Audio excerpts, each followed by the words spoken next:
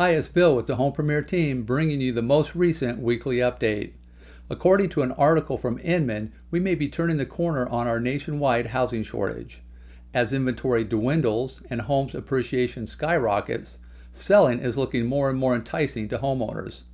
The Mortgage Bankers Association reports that purchase originations are on track to grow over 16% by the end of 2021, which would result in a record of $1.6 trillion. More good news comes from Fannie Mae and Freddie Mac as they predict home purchases increasing alongside the recovering economy from a difficult year in 2020. So what do you think? Will the housing market shortage end soon, or are we in it for the long haul? Thanks for watching, and tune in next time for another weekly update.